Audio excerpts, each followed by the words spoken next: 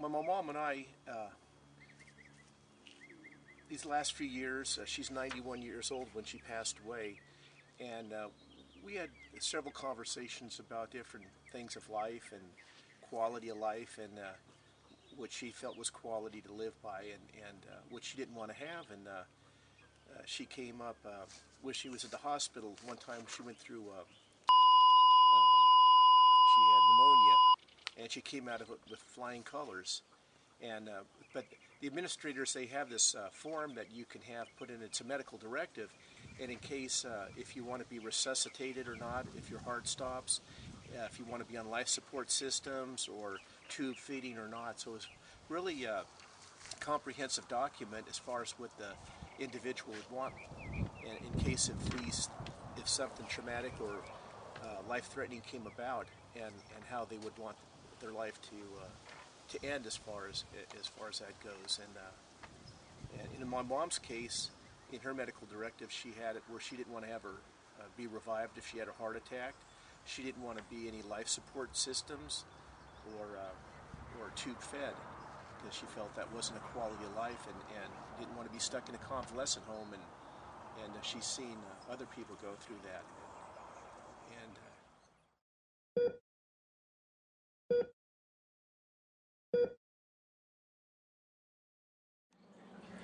So one of the cases that was the hardest for me while I worked in the intensive care neurosurgical floor was a 7-year-old boy with a brain tumor.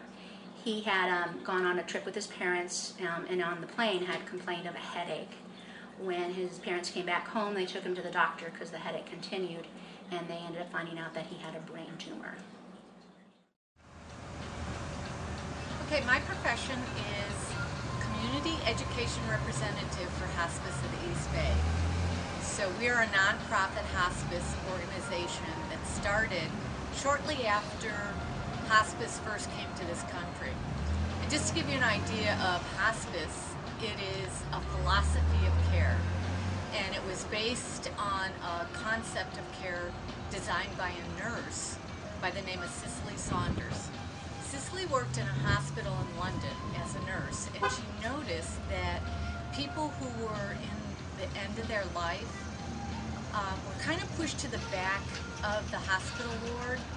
Their staff really didn't know how to interact with them, what to do, what to say, and so they kind of ignored them because hospitals are designed to cure, to make you better, and to send you on your way.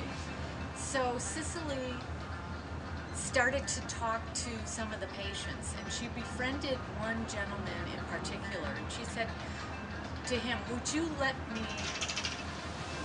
in on your journey as you come to the end of your life?" And he agreed, and from there she spoke to some other people, went back to med school, became a doctor, and started to create the concept.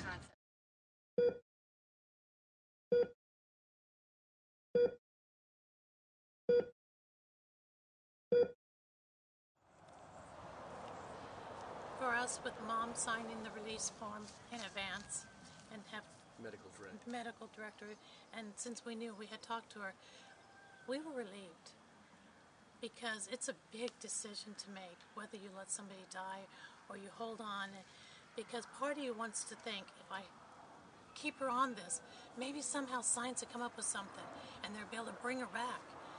So it's really a hard decision, because you know that when they do die, that's it. It's forever. You have to live with what you chose. And with her signing it, we knew without a doubt. So this little boy ended up on my unit when he had to come in for brain surgery. When he came in, they found out that he had a brain tumor, and they weren't able to remove all of it, unfortunately, because it was attached to parts of his brain that the cancer had invaded. So they ended up taking partial of the tumor out, and then he came to my floor to recover. He was a sweet little boy. He didn't cry a lot, and we all got really attached to him. He was with us for about 2 weeks, and again was just the sweetest, cutest little boy. And his prognosis wasn't good, and we knew that, and his family was just starting to learn that. So he discharged from our floor and went down to pediatrics, and then about 4 months later, he came back to us, and it was a quite a different story. With chemotherapy that they give patients with cancer, they lose all of their hair. So he had no facial hair, no eyebrows, no eyelashes, and of course all that hair on his head was gone.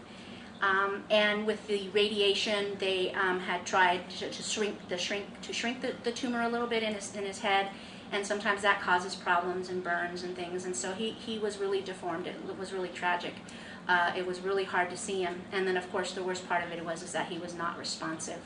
He had been at home, and his mom went to wake him up, and she couldn't get him up. So they brought him, called 911, brought him to the hospital, and they had to intubate him. So they put a tube in for him to breathe.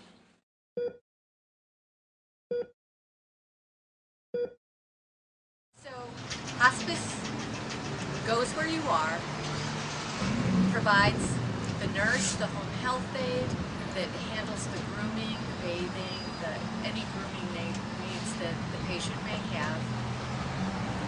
We also want to take care of the social, practical needs, and very often when someone's coming to the end of their life, they may have some issues that have never been dealt with that make it very hard for them to say goodbye.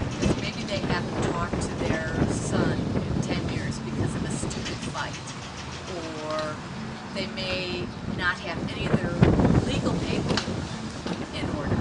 And so those are the kinds of things that the social worker would help them with. And then the spiritual care chaplains or spiritual care people are just, they're no denomination, but a lot of people, even if they don't have a belief system, a particular religion, they have questions like, why is this happening to me? And do you think there really is life after death? And the chaplain just kind of works with them on that spiritual component. So we are body, mind, and spirit, and we can't just take care of the illness. You often see medical shows on TV, and the doctors bring the interns to talk about the brain tumor in room 202, or the cancer in room, this is a cancer patient. No, this is a human being, and this is a human being who's coming to the end of their life, and we want to make sure that they get the compassionate care and the dignity that they deserve as they end this world. So